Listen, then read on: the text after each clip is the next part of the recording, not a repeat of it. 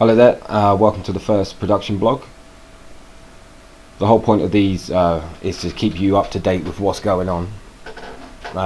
So I'm at script stage at the moment, and we're going to be going from script to production, post-production, so there should be a whole load of these. So yeah, once I'm finished with the script, the stages are once I'm finished with the script, I start sending that out so other people can read it, honest critique about what's wrong with it, what needs to change, which I've rewritten it about 5 times already, and we'll go into that in a bit, because at the moment we're at script stage, so I'm going to talk about the script. But yeah, so it'll be script, then going through the hiring of the crew. Also there's a Kickstarter campaign going up because it's going to cost some money to do this. It's not overly ambitious, although it was at first. Again, like I said, we'll go into that, like the changes that I've made. Try not to give too much away as well, but obviously should start with DvZ stands for Dinosaurs versus Zombies.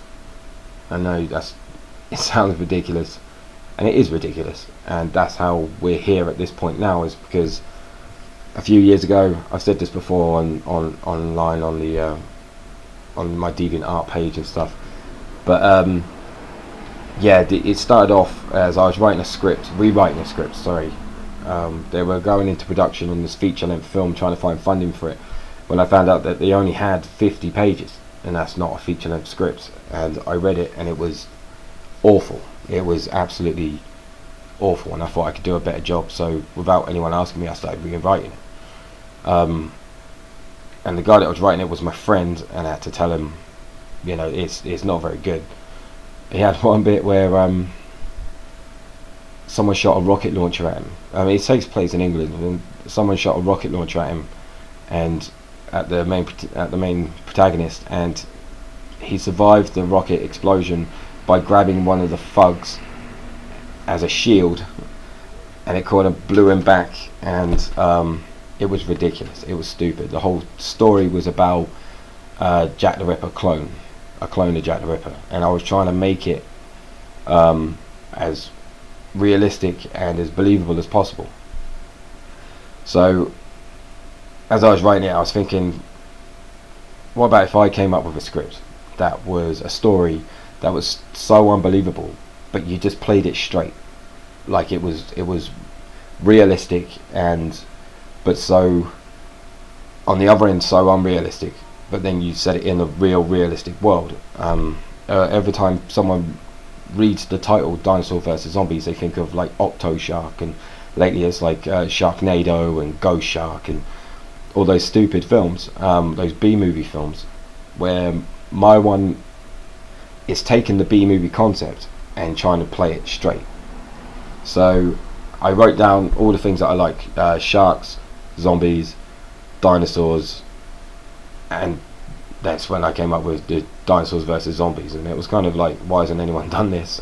And then it became apparent that because it's stupid. It's a stupid idea, but take the stupid idea and treat it as if it's like as serious as a political drama, but without losing the fun. Obviously it still has to be fun, and there are some fun bits in it, but it's very, like, there was a scene that I was working on today where a zombie comes to attack the guy, and he jumps out this window. We've got like a thing out back where there's a little hole, and you just jump. It's not that far, but then I was thinking, I don't want my actor to jump out there, even if we have crash mats. I don't want him to jump out there because the likelihood of him spraining his ankle or anything like that is high. And if my character isn't going to sprain his ankle in the script, but is likely to when we film it, then I don't want it to be in the script because that's unbelievable. So if you get what I mean, it's just like different things. Also, how the dinosaurs behave. They're not going to be stomping around and roaring and thing. They're going to be like animals. They're going to be hunting, very aware, and you do see them, but you don't see them as much as. I love Jurassic Park.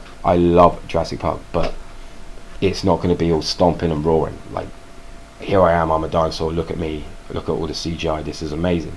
It's going to be a lot more subtle, a lot more like animalistic, like more realistic, and how I think how I think a dinosaur would act, which might turn some people off. Like if you're expecting guns and explosions, they were in the script at one point. I mean, I've got probably been working on this for about 6 years. I never really settled on a story, but there was guns, explosions, and maybe later on down the road it'll be fun to explore those stories. But at the moment, I just want to make a small film. I just need to get this out of my head, but I just want to tell a portion of the bigger story, and I think this one's quite nice, close together. Okay, so explain how I write. I do a first draft, which is pretty much I call verbal diarrhea. It just pops out. So many people, for years when I was writing scripts, I'd sit there and look at the screen and just be stuck. I'd write like internal, bedroom, night, and then go and then just spend forever trying to think, because I was thinking it had to be a masterpiece. When as soon as I write something, that's it. You have to get the perfect thing down, the perfect scene down. And I realised later on that that's not true. You just it's the first draft, so you just write down whatever you want, and it will be crap. The first draft you do will be shit. It will be. You need to just get it down. You need to just get it down. And if you're stuck on a bit and you're like, oh, what's that character going to say? What's that character feeling? But just move on. Just put something that you know is shit dialogue, but just put it down. Just put it down. Write it down so you got something. So then you can move on. You can move on to the next scene. You can move on to the next part, because otherwise you're just going to be stuck on that bit. You'll just be stuck there, and you won't be able to move on. That's what the other drafts are for. You go back and you look at it again and you say, right, I know that bit of shit, so now I've got the time to change it.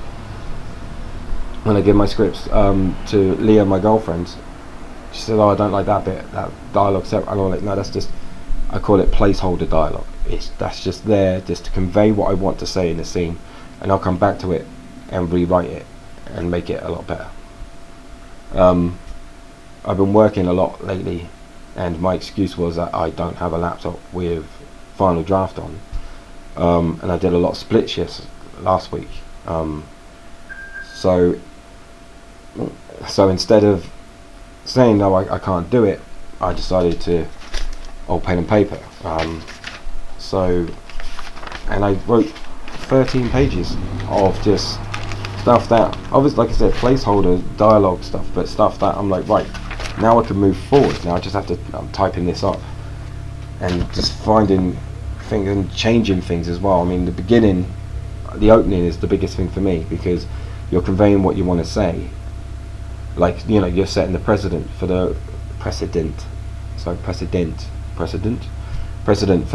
rest of the film. So it could have been actiony, explosions, guns, soldiers, the whole shebang. And what I found is I'm paring it back more and more and more as I'm building it up. There's a lot of different things that I need to convey in the thing, but there's also some mystery. I do want some mystery. If all goes well, this won't be the only one. There'll be loads more. So yeah, what else am I doing? Well, my target for this week is the same as last week and the week before and the week before that, is to get the script finished, because you can't really move forward without getting the script finished. But I took a little break from writing the script yesterday just to do a couple of doodles, and also doing a test, because I've got a helicopter. There's a helicopter in the beginning of the scene, and I'll show you, see if it will come out. So in a moment, I'm just trying to see if you can see that. I'm just trying to see if I can animate a helicopter. Right. See if you can actually. So yeah, so that's the rotor blades going. Trying to see what it looks like. But yeah, there's loads of just different things like that. Because obviously I'm a firm believer in China. Oh, it's nice. I just did that accidentally. Is that I need to know if something's going to work in the script. if I write something in the script, I need to know if it's worth doing it. So at the moment, I'm also trying to find, I've put an ad up on Guru to find a freelance animator, freelance rigger, so they can rig my dinosaur model that I have, which I could do myself, but I'm not a brilliant rigger. I can't. And rigging, for those who don't know, is you get the 3D model and then you wrap the skin around the bones, so you make a skeletal structure for it, so then you can move the skeleton, and then the model will move, so it's, you know, as it would in real life, you know, with the bones and stuff. Trying to do that, and it's complicated at the moment. The budget I set for that was $200, and I've had some people, a guy who did a Kinder Egg advert in Malaysia. It looked good, like obviously the rig was good for the Kinder Egg man, but I haven't found someone that has a portfolio that has an organic animal that I can see the rig. I can see, I mean, the Kinder Egg man obviously it would look good, but it's just a basic biped. I mean, he's an egg, you know, with arms and legs.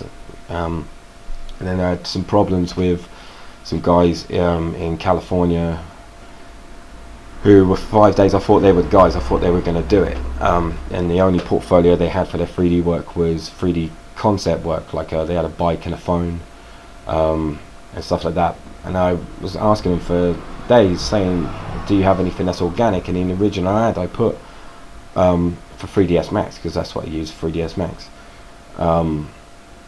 Yeah, they sent me back saying, "Yeah, we can do that. We can rig a dinosaur. We can get that sorted out for you for Blender."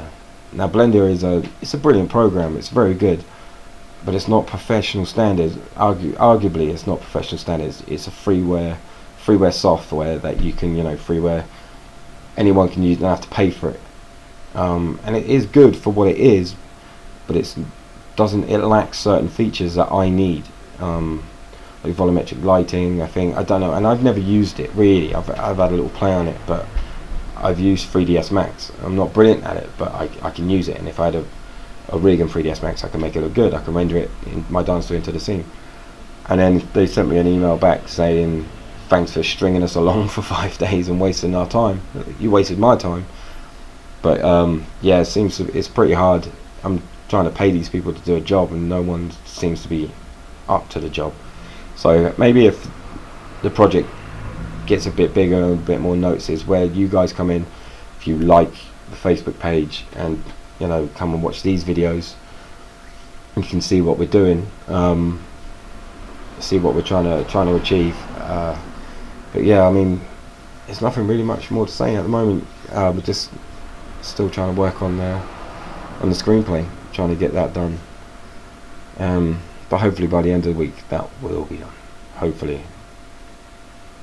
But yeah, it is tiring, but worth it. We need to. I really want to make this film. I really want to get this done. And it's not going to be possible without you guys giving us our support. You know, support for the film. You know, and just yeah. So I'm trying to do another video next week. I don't know how interesting this one was going to be, but it's a good thing for me because I can see where I'm going. Maybe when I've got a few more of these, I can look back and see the progression. But yeah, in about 3-4 months time, should be on location and filming, hopefully. Tell you what, next time I'll take you a trip around the house, because it takes place in my flat. It was going to take place in It was going to take place in Southampton, because my dad lives above a shop, and it was brilliantly, you know, if ever there was a zombie dinosaur attack, yeah, it's a really good place to be. And it was a dinosaur was going to get into that flat and jump down through. There's this hole to the attic. It's got no door cover to it, and it looks really scary when you look up. And I just thought, oh, if a dinosaur came through there, that would be really scary. But then, where we live in Leicester, we're quite close to the centre of town, but it's so quiet. It really is. You can film a lot of stuff. I walk home from work at like 2-3 o'clock in the morning, and you'll see one taxi on the half an hour walk home. So yeah, and there's a lot of trees, and it just looks old. It looks old, and it's think it'll look beautiful on film as well. Not saying that Southampton wouldn't, but Southampton's quite low built. Doesn't really have any older buildings and is very busy. So shooting on the street is just wouldn't have happened. But yeah, so hopefully I'll see you next week, and wish me luck on finally finishing the script this week. Thank you very much.